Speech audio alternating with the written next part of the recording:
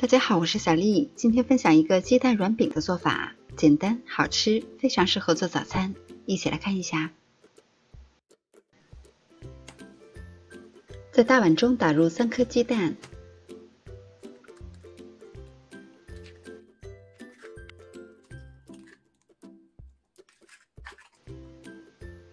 然后搅散，搅均匀。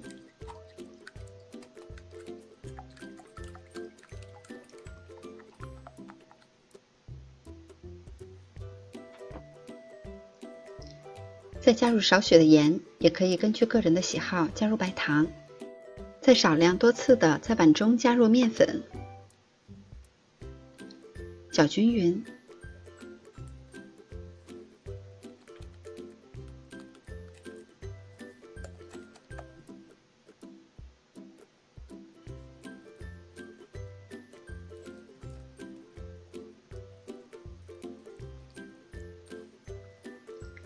最后调成这样粘稠的面糊状，然后在碗中加入150毫升的纯牛奶，牛奶也要分次的加入，调匀。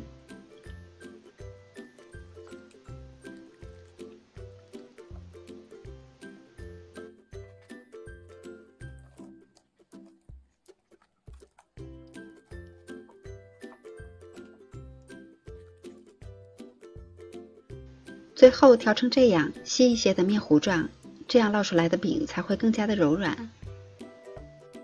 平底锅预热，放入1块黄油，黄油完全融化以后，用勺子盛入面糊，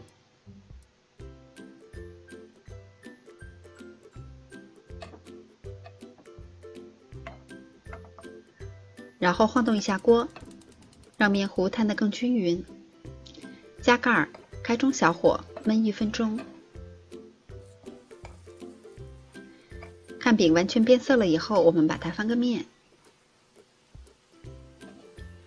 再加盖儿焖1分钟。时间到了以后再翻个面，再烙10几秒钟。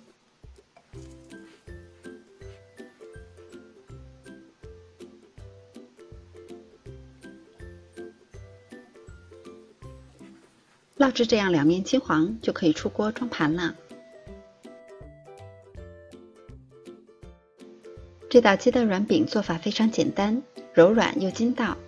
做好的软饼里边卷肉、卷青菜都是非常不错的，好吃又营养。